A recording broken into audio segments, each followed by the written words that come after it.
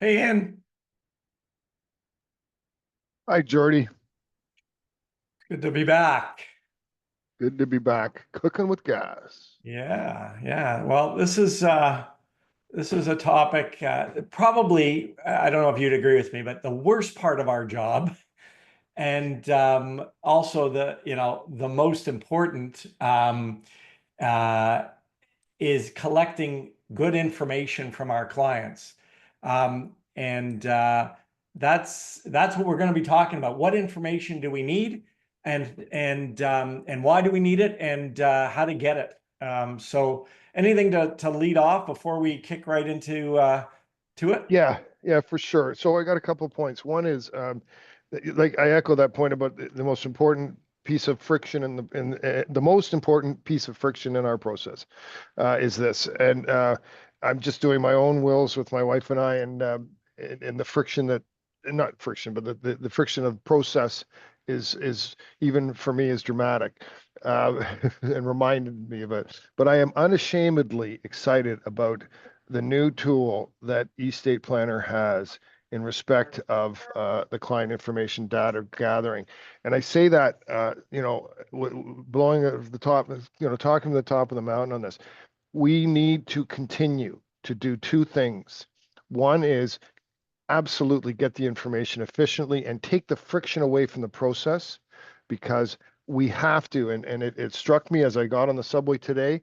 There's a big, huge poster in front of me, Mhm. selling wills online. One of the wills online companies. And look, I always carry a long-term friction, that because of course bad will drafting by these by people who don't take the right get the right information has only worked for me. But on the litigation side, but we cannot underestimate that. That's that. I couldn't believe how stark that was. I mean, you're sitting there on the subway and you got a subway sign in front of you talking about online will planning, and we can add so much value. And where the friction often comes is in the information gathering, and that's where we almost lose the client's attention or lose their ability to engage. And so the fact that eState Planner has now literally smooth that down to a ready to be painted level of the wood is really important. And I just implore everyone to take the time to look at the new forms that we can facilitate this intake process with. So let's talk about the process so that we can show you I how do well it want can to be I done. do want to make one point. I had a client just yesterday. I didn't know that they were advertising online, but on the subway. You're so the one thing that online providers, do it your own will online, does better than we do as lawyers is collect information in a seamless way. That's where we're losing. That's the worst part. So we can up our game. So anyway, let's talk about what do we need to get. Um, and I'm going to shift between our slides, which any eState Planner user gets automatically, and what the questionnaire should look like from a client intake point of view. So let's talk about the client's information that we're going to want to collect. And so um, obviously we need names, very important. Just maybe talk to us about also known as and other names. Well, this is another point of friction that you will typically not get on the online. And I've gone on to the online tools just to see what's out there. The also known as is very important at the probate process. So at the back end of the administration, you save time and money for your client is if you pick up on the also known as Fred, Frederick, Jack, James, whatever. Because and I just did one where it was a woman that literally never uses her given name on her passport, and uses a completely different name, died. And we were scurrying around because all of her banking and everything is in a completely different name. So also known as can be a huge important administration step, and one that's always worth driving home with your client. The other way, it's important in wills, but when you're collecting information, I do it for powers of attorney as well, right? Yeah. I collect the information once. So obviously for POAs, it's almost more important. You've got an asset there in a bank. and the name's not matching. So also known as big. So those are important ones. Let's just talk about marital status. Obviously very important for us to trigger. Often I'll say to somebody, do you have a spouse? Are you married? They say, yes, we are married. I find if you ask them, what is the date of your marriage? That clarifies it for them. And they'll say, oh, we're not legally married. And sure enough, they're common law spouses. So if you just ask, are you married? That's not enough. Often people just assume, oh, we've been living together for a long time, we're married. That's obviously not the case. And when we follow up with a client, if they are married, asking about any marriage agreements, cohabitation agreements, things like that, obviously crucial, right? Yeah, and it's a great nuance. That's the point. Like if you're asking the question, I mean, we won't get into the debate now, but whether that's a level of inquiry you have to make from a negligence standpoint or not is another question down the road. But you asking the date of marriage eliminates any uncertainty. Yeah. Residency, nationality, citizenship. I remember when I started, I had a checklist from somebody and they asked about, citizenship and I couldn't, I'm like, I don't care about their citizenship. But of course, it's and nationality is kind of important as well, because different jurisdictions deal with nationality and have, for example, even succession rules may apply to somebody who's a national of a certain country, even though they're not a resident. So, asking questions like that are important as well. We ask about, occupation isn't a bad idea. Also because it's something you want to keep in the client file, is knowing what their occupation is, but it also gives rise to questions about whether there might be a professional corporation out there, and other things. And so just to show you, again, collecting data, the online, there's a reason that those online companies are doing well. And that's because they make it as seamless as possible. And so, we want to do that as well. So, just simply, asking, this is happens to be the questionnaire that I use. I brand mine, but asking the client about the key elements and not so many questions. Ask the key questions. Any contact information that we need for the Law Society, because we're supposed to have all of that information in our files. Residency. For example, I customized my questionnaire. So I don't really ask them about the family doctor, but some people do. And I ask them other questions. So, that's, again, you can tailor your questionnaire. If you think it's important, you can ask. If you don't, it's not. And the last one is really, what about special circumstances for the client? Ian, maybe take us through why we ask about these ones from our client. Well, I will just to highlight one quick point was do you see how seamless this is? This is not just, this is the new estate planner checklist that the clients are able to work through much more effectively. And the special issues is where I'm hoping that lawyers are not glossing over this, or advisors are glossing over this. All of the information on this screen are items that are vital to the defense of your conduct in respect of your professional advisor work you do. And it's just nice to have little icons to trigger your questions and to understand that they've been considered. Obviously, one of the hearing issues is one that you will see with elderly people fights. I can tell you it's 2 out of 10 lawsuits. Someone will say, "Oh, my mother was deaf as a post, and there's no way the lawyer knew what she was she knew what he was hearing."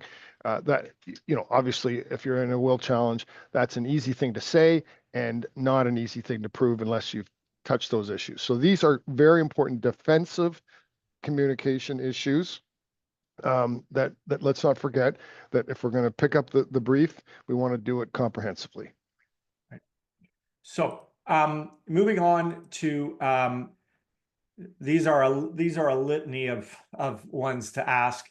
And as you said, vision and hearing on will challenges, like, oh well, she read the will. Well, she's blind, or you didn't print it in big print. Sometimes I have clients who ask for it in a bigger font and things like that. Presence of a language barrier, communications. Ian, you've made a career out of this. The reason you are able to leave a will and a vast estate to your loved ones is because of these kinds of things, right? The will is only to avoid administration headaches. The vast part didn't go as well. But you know what? I just want to say, just on my cross examinations, all of these questions are the ones I go after when I'm testing the will. So don't forget, these aren't sort of side issues that aren't considered. These are front and center in any lawsuit. So now collecting other family members and other people, right? So names, also known as birthplaces. The same issues are often crucial, like residency of these potential beneficiaries or family members. Why again, making it easy for the client to just click yes, they're a Canadian, or they're a dual citizen. Those are important questions, and it's easy to not to collect this information. And if you're doing probably online, those people are going to come to you and when the will's challenged. But one of these things, the reason we're going to be in business as lawyers in this area is that we're going to make adequate investigations into important issues that online companies don't do. And one of the big ones is the idea of citizenship and residency and giving planning advice. This is good. The answers to these drive our advice, like should they be an executor or an attorney or something like that? Do we need to do special planning if they're a resident of a different country? It's going to give rise to other questions. And I don't know if Ray Leclerc's on this call, but Ray from Law Pro, every Law Pro speech I've ever heard takes us through and tells us about the cause of most errors, and that's inadequate investigation. We're not asking the right questions and enough of the right questions. So that's, crucial. And seamlessly asking them is the way to keep the client side happy, but it's also the way to actually get the information. As you say, it triggers questions. And, for example, I had one, I was taking an intake on a will, and there were 3 kids, all of them were in their 40s, and none of them had jobs. And that informed me as to all sorts of further inquiries that I had to make. And it turned out it wasn't big enough estate to keep all 3 of these kids happy in their later years. So it was very interesting. And it just, even a little question like that can open you up into a whole new area of where you're actually advising clients, giving them added value that just can't be picked up on the online basis. And I'm just going to show you some of the special circumstances that we're going to ask of non-clients, okay? And these are the ones that, they're crucial. You talk about, lives with you or supported by you. Obviously, that's dependent support right there, right? Do they have relationship difficulties with other people? So important when you're trying to decide who's going to work with whom. Estrangement from you, documenting that. I mean, will challenges, treating kids differently, and not having enough information about them, crucial. And of course, disability. I like to put those questions about special circumstances right at the beginning. That's even more important than, where they live in some cases, right? So the good thing about, questionnaires and we've, Ian, thanks for mentioning it. You can reorder your questions. So you ask your clients the information that you think, because every client has a limited amount of time and energy to fill in our questionnaires, right? Getting information from our clients is hard because clients don't like giving it to us. And because it takes their time. Well, if we can focus on the questions in the order that's most important to us, special circumstances for your kids, that's like the number one thing, right? After that, you can, okay, move on to the next one. So that's the idea there. And You know, if you use eState, obviously you can customize all the questionnaires with whatever questions you want. You can ask them anything you want, anything you can think of, you can ask them now. So that's the benefit.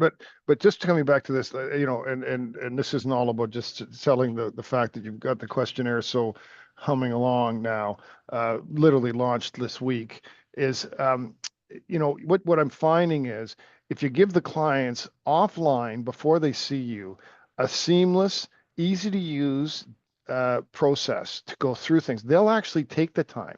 They don't mind spending the time going through a special circumstances of each of the family members.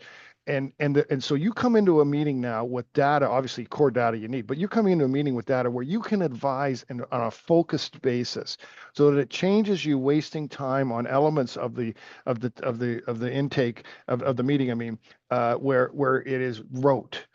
You get to hone in right in on obviously verifying the important stuff, but you get to hone right in on where you can give advice. And again, it's a two-way street. One, you're giving good core advice to the client, you're doing it efficiently, but you're also doing a service that nobody online can do and nobody AI can do. This is stuff that we will keep our presence as advisors top of mind with people. If we start to sell, that's how we're going to do it. Ian, I think I mentioned to you, I read an article, 2 articles in the Star recently, full page articles about estate planning. And do you know how many lawyers were quoted in that full article, full page article about estate planning? 0 lawyers were quoted. That's right. Online wills companies were, and financial advisors were. Not a single lawyer. If we don't up our game, guys, I'm concerned for the future of our profession. I just want to make that point. I know it's, we think we're lawyers and we're going to be protected. Please, next. But we're solving it. That's the nice thing. Yes. Is we're solving it. I We're hope not, so. no one's I beating hope so. us. I hope so. It's like going after the tariffs. Okay. We got to deal with it. We got to buckle up. Let's go. Okay. All right. I'm with you.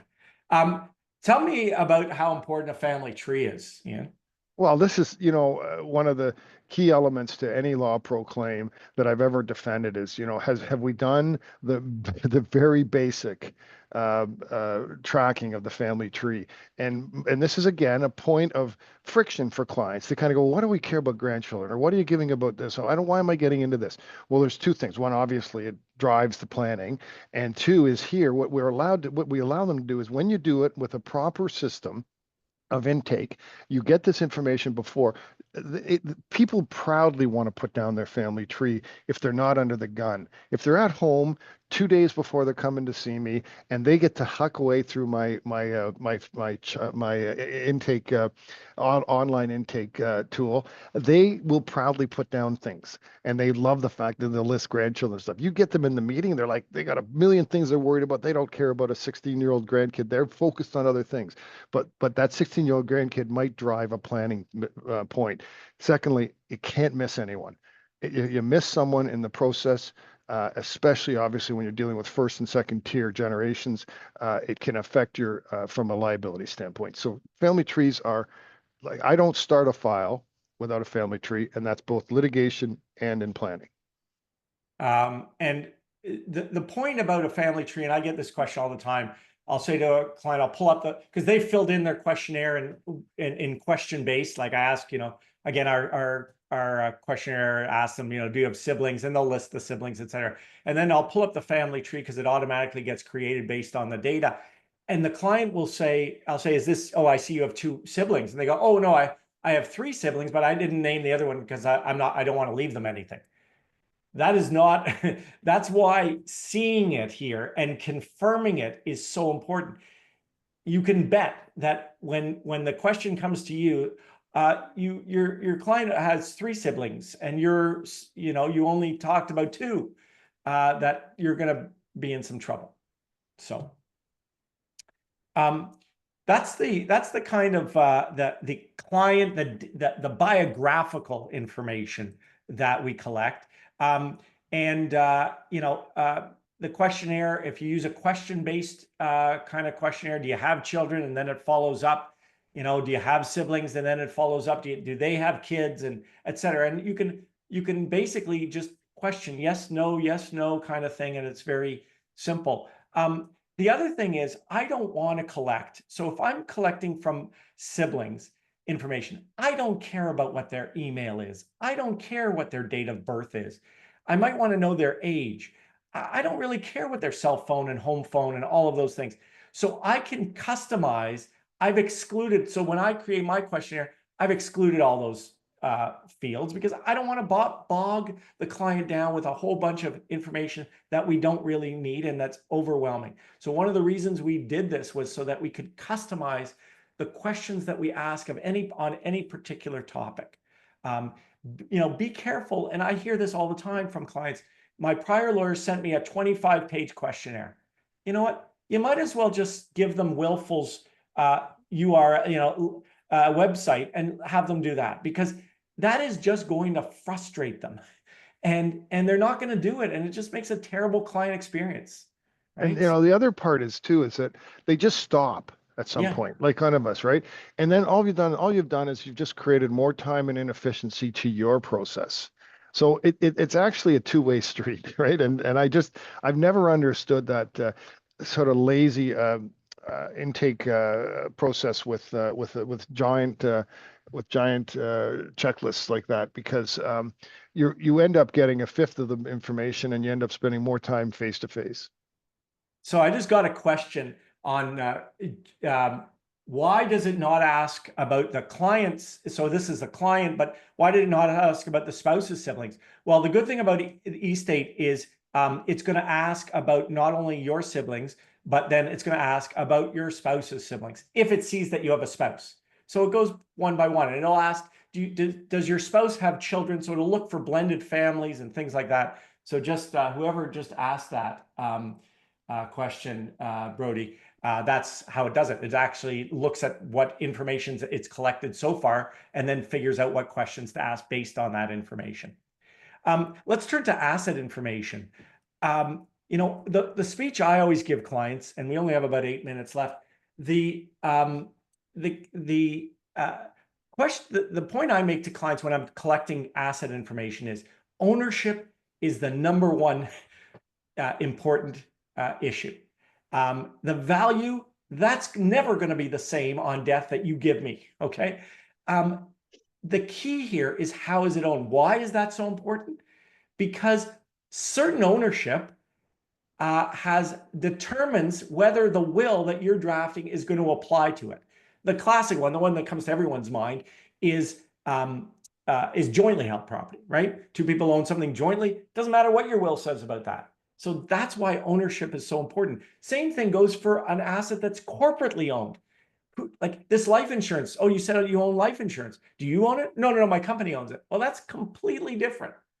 And so ownership for me, when I customized my questionnaire, I put ownership at the very top. It's the first question I ask on assets. So I just want to make that point, because sometimes we get fussed about values and things like that, and but really ownership is the most important, and probably the largest cause of errors in wills is inadequate investigation on ownership.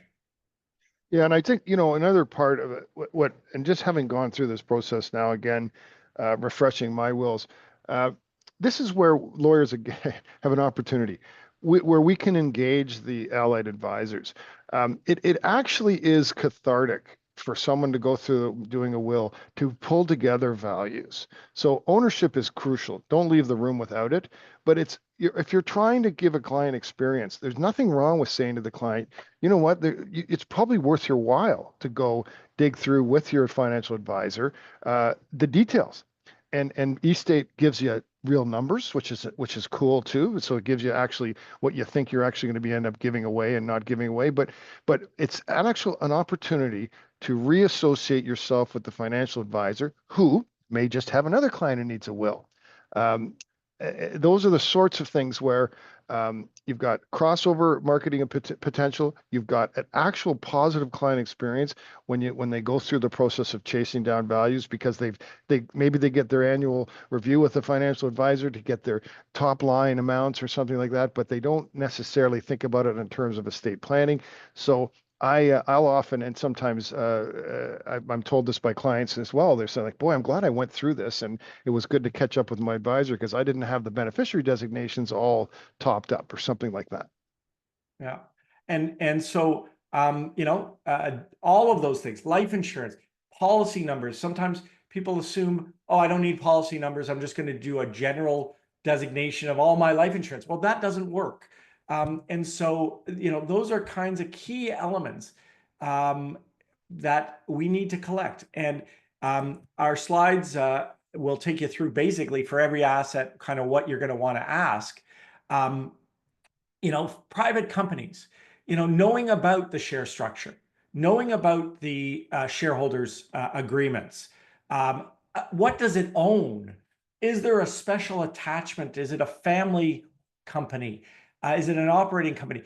Those are questions that, whether we get that information up front or we make sure that we get it when we're talking about these assets with our clients, so important.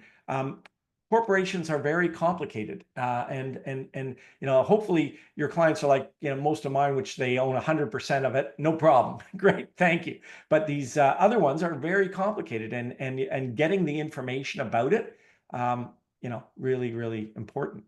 And it gives you your chance of added value.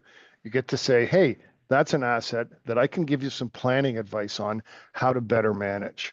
i.e. corporation, we're going to do two wills, simple stuff, but even deeper into designations of beneficiary designations, TFSAs. It's a hot knife through butter. The money usually flows out quickly if you do designate it not to the estate. Those kind of little tidbits of information where you're going to be able to differentiate yourself from the online stresses of the marketplace. Real estate, ownership, again, obviously is crucial. Foreign real estate, that's a trigger, right? That's identifying foreign real estate is going to be crucial because it's going to be governed potentially by different law, and warning the client. And the good thing, again, if you use software, it's going to warn you about things like that. It's going to see it in the client intake and warn you about it. So maybe just quickly, title search. We always get this question. And we have a few more, but Ian, when are you going to do a title search on real estate? Well, I'm always going to say to the client, can I do a title search? It'll cost a little extra because I want to verify the ownership, but if you don't want me to, that's fine. Most clients don't understand really how the house was owned or the cottage was owned. They bought it maybe 25 years ago and they always thought it was joint. And if they don't, I put it in the reporting letter that I asked you and you said no. It's a fatal blow, and there's a Court of Appeal decision out in Saskatchewan that it still resonates to this day. The courts will not allow a lawyer to be a scribe, and that's scribe-like when you just simply take the information from a client that is substantive legal knowledge based, and you write it down as though it is the truth. Yeah, title search is more and more important. Certainly, if it's going to be gifted specifically. If you're concerned that it's an LTQ property, but also to make certain that it's not owned corporately or jointly if you're trying to give away half or whatever. Personal effects, always want to know if there's certain items that are very valuable. It's important for probate planning. It's important for how you're going to distribute it if there's a disagreement among the beneficiaries about how that's going to be divvied up. So important things like that. Safety deposit box, asking about family trusts, getting trust information, those kinds of things. The problem in our job is there's a lot of will substitutes out there. What do I mean by that? Things that operate like a will, but aren't part of the will that you're drafting. Joint ownership is a mini will. Beneficiary designations is a mini will. Inter vivos trust is a mini will. Sometimes corporate ownership is a mini will. our job would be a lot easier if everything just flowed right through the will and dealt with it that way. So we've got some other miscellaneous items as well. So those are some of the concerns that we have when we collect information from clients about their biographical information and asset information. We're going to talk next week about other questions we're going to ask. Certainly about different documents, different instructions, and capacity issues and things like that. So we hope that you'll join us next week on that. If anybody, of course, some people have asked about slides.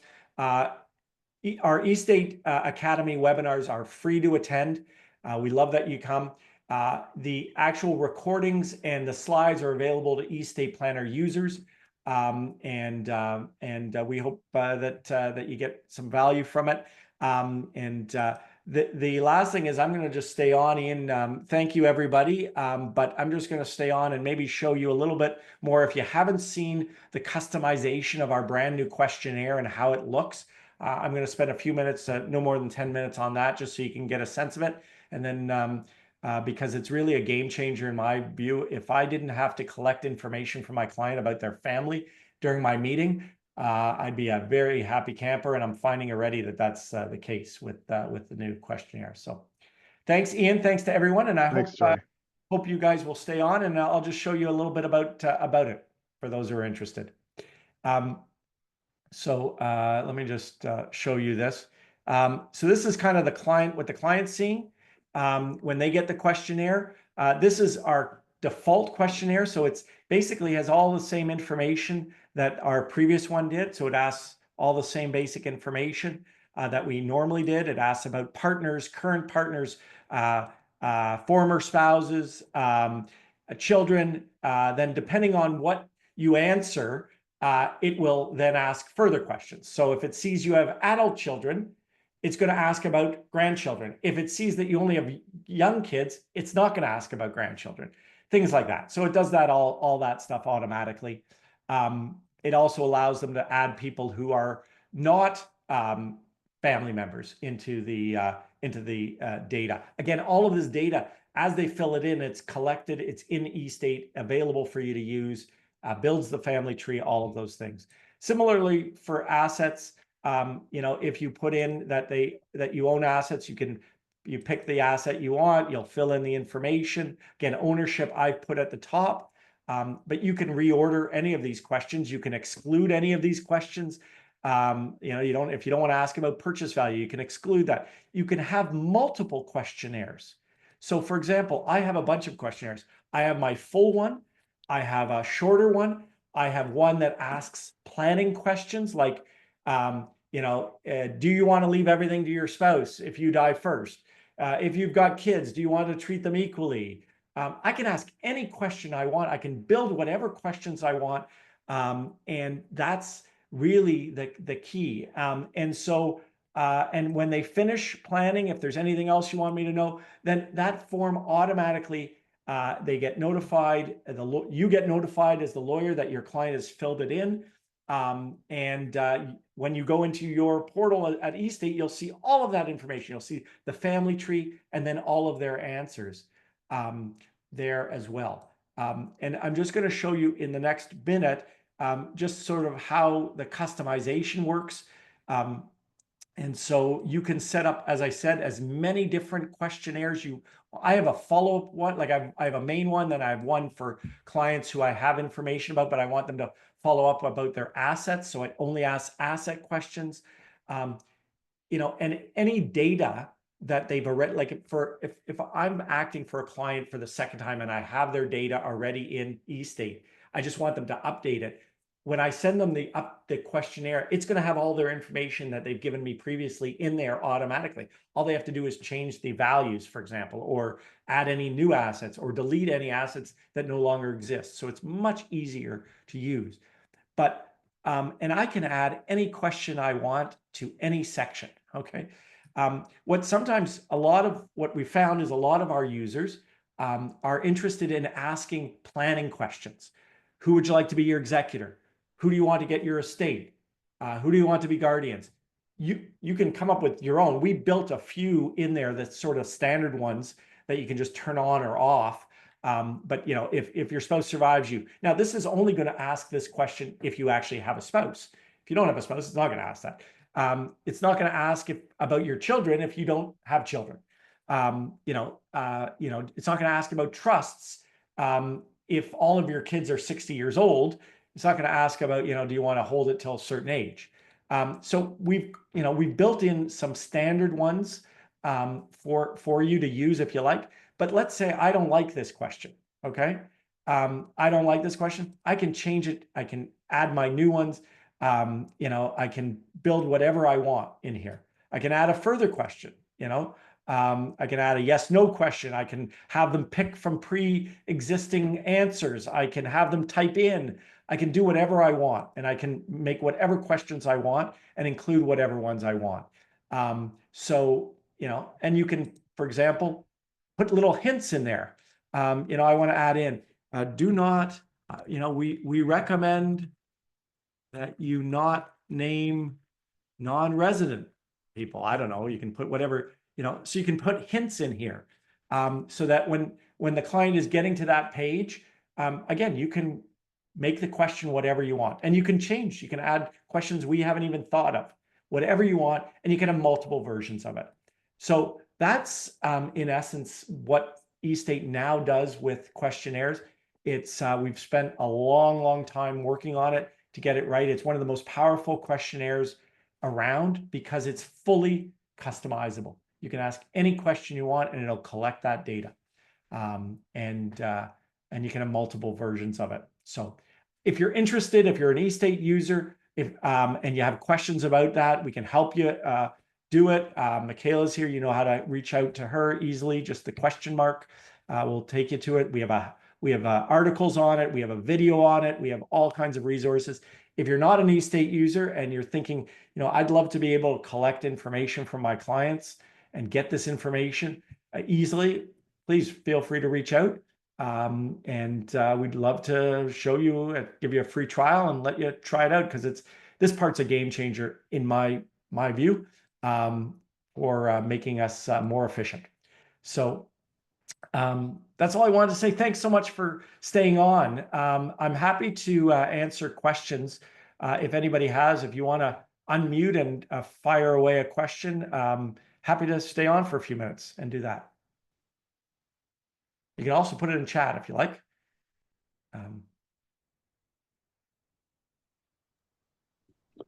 Hello, Jordan. Hi. This is Jerry in Ottawa. Hi, Jerry. Hi. Thank you very much. Game changer is the operative word here. I have a few clients that are in the military and are veterans. So I'm assuming that your software is flexible enough to add questions that are specific to related to the military and veterans' needs. Absolutely. Ask them whatever question you would ask them, ask them. Okay, this is great. Thank you very much. Thank you. I thought that was my mother speaking. It was so complimentary. Thank you, Jerry. Hi, Jordan. It's Doug in Ottawa. Hey, Doug. Are you guys going to? Thank you for doing this. You guys on next week? I'm speaking at the Estate Planning Council. Oh, good for you. These have been great. I just was wondering. This seems to be obviously very computer oriented, and I don't know you, but a lot of my clients are not as conversant with the computer as perhaps I'd like them to be, or these forms would require them to be. How do you handle that? So I have a paper questionnaire as well. And for, you know, the other thing is for older clients, some of them just want to, like, I'll ask my clerk to go over this information with them and just go through the questions, right? And they can she can type it into the questionnaire or into the portal. And so in my experience, that's even better than sending out, 10 minutes on the phone with a client and get all the information and get past that, to me, well worth it, than sending out a questionnaire that they may or may not ever get back to. So that's how I do it. But yeah, I have also a paper questionnaire if they ask for that. So for the clients that are computer, what do you just send them a link to the form, or how does it work? Yeah, it automatic. You can send it through your email. They put it's a safe portal. They have access to it.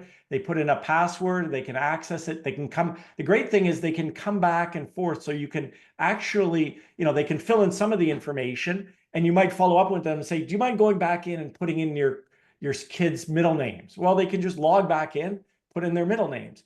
So that's the way it works. Thank you. Bet. Thanks, Doug. Jordan, Osvaldo from London, Ontario. Hey, welcome. Thank you so much. I'm being following you guys and trying to connect. So I have a pinpoint question, not about questionnaire, but about a foreign property. So what would Is be it, your... I don't, is this about collecting information, or is it something else? Because if it's something else, I'd be happy if you just reach out to me by email. I'd be happy to speak with you about it. I don't want to take everybody else's time up with that. Yeah, just I think two sides. One is getting information. Yeah. But then the next one, I guess I'm going to shoot you an email. So Yeah, maybe that we can would be best. brainstorm together. But Yeah. collecting information from a foreign country, what's your suggestion to verify that the information is really Yeah. Sometimes you can't trustworthy? Sometimes you can't get information. Listen, ultimately, it's the client's responsibility to get the information. We ask about it. If a client can't get information, I think I own property in wherever, but there's no title system and I don't know. Okay. Well, I mean, what are you going to do? Not draft the will? No, you're going to say, okay, do you understand? I cannot assure you in any way that this will apply to that land. You're going to need a lawyer in that jurisdiction to help you. Yeah. That's the best you can do. I mean, we're not bounty hunters and looking out there for assets. I mean, we can only do things that we can do. I think the best approach would be then, if they don't have proof of that title of that property, then there is no way to add into the will. So. Well, you can put it in the will, but I would be saying, like, well, anyway, why don't you do me a favor and flip me an email? And I don't want to. I will. Yeah. Okay. Sounds good, Jordan. Thank you. Okay. Anybody else have a question about intake, or why you might have multiple questionnaires or anything like that? Be happy to. Or how the e-state questionnaire works? Anything like that? Well, hi. Yes, sorry. I do have a question. Are we able to use eState Planner for assets in other Canadian jurisdictions? Yep. Yeah. Okay. eState works. Yeah. Works in what jurisdiction are you thinking of? Mostly Alberta, because many Ontario clients are buying property in Alberta. Yeah, for sure. Yeah. Yeah, absolutely. Yeah, it actually calculates the probate tax on the assets based on the jurisdiction for land, for example. So there'd be no probate tax on Alberta property, but et cetera. So it knows all about that. Right. And also, I guess asking questions about specific property would only matter if the will is divesting properties, like specifically. If it's just, oh, I gift everything to all my children equally, do we still need to be? I would definitely want to know all the assets. Okay. It might be jointly owned with somebody else. Who knows? That's true. Yes. Thank you. Couple of questions I saw in here. Do I have any questions in particular about emergency clients in hospitals? You can, like I said, you can have a special questionnaire. You can have as many questionnaires as you want. Special questionnaire that asks, very special questions about a client in a hospital. Whatever you would ask them, you can ask them anything you want. So for sure. Do you have the client upload a copy of their ID? So we don't yet support that, although it's coming, where you're going to be able to upload anything that you want to get from the client, any documents, ID, prior wills, domestic contracts, shareholder agreements, all of that. So Julie, that is coming. And I'm excited for that as well. Yes, you can use eState for different provinces. Brian, thanks. I don't know what, we don't translate the questionnaire into different languages at this point. I got enough problems with English. Brody, next time we have a webinar, I think we have one coming up. We can certainly share the ones that I use. Jordy, I have a question for you, if you don't mind. It's Paul Silva on the call here from Rinaldi Paul. Silva. I just joined recently, and I'm just learning the ropes, so to speak. Just wondering, and I'm quite impressed. It's a pretty slick program, I got to say. So kudos to you guys. Just briefly, would you suggest doing I mean, I have to update my own. I was actually thinking of using it as sort of a litmus test to actually go through the whole process myself and my wife, filling it out and then having one of the other lawyers in the office assist with finalization of it. But would you suggest that as a way to get familiar with it? Absolutely. But you know what's even better? There's that. But if you haven't done a one-on-one tutorial with our support team and our onboarding team, they'll be on, they could watch as you do it and show you, okay, how do I now create a trust for children? Oh, we've got this easy button here. Oh, great. And well, now I want to make, 5 different interim distributions or an annual amount. How do I do that? Oh, and then we're right there with you while you're doing it, and we'll help you through it. Because listen, the reality is the reason eState is there's nothing like it in the world is because it's very comprehensive, which is great, except that it makes things a little bit more complicated. So, and so we're here to help you all. And I say this to any of our users. Like, the last thing I want you to do is sitting there thinking, how do I make a $10,000 legacy? Like, you jump on, we have live chat, you click on, there's a question mark button at the top right corner.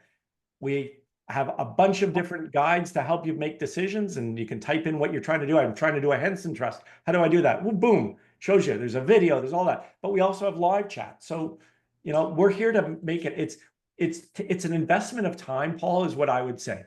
If you spend, whatever it is, a few hours learning that program, it will change your professional life. Perfect. Thank you for the recommendation. Thank you, Paul. And you can speak to there's lots of users I see here on here. Like, reach out to, if you don't believe me, reach out to some of our 1,000 users, and because it's not easy to convince lawyers to do anything. The fact that we've convinced 1,000 lawyers to do it is something, I think. Thank you. Thanks. You were asking about a printable information, so we're just working on that. You're going to be able to get a printed PDF of all the information. It's all available in your portal, but if you want a PDF version of it, that's coming. Hi, Jordan. It's Doug again. Sure. I'm just wondering, you mentioned previous wills. Does your program generate the direction/consent form that's sent to the other lawyer to retrieve that will, or what do you do? Typically, I send my client back to get the original will, rather than me getting it. I don't really want it. I want a copy of it. Right. But yeah, that's what Doug, that's a great thought. We don't do that automatically, but we can create any document. We have all the data, which is helpful. The other thing is, when a new will is completed, it might be courteous to let the other lawyer know, so he's not holding the damn thing for another 20 years. I also recommend that in our reporting letter, which you can customize, right? So you can say, I recommend that you speak to your lawyer, your prior lawyer, and tell them to destroy it or whatever. So super. You can actually customize all of that. Yeah. Well, great. Thanks, guys. Thank you, everyone, for being here, and appreciate it. And we'll see you again next week, I hope. Take care.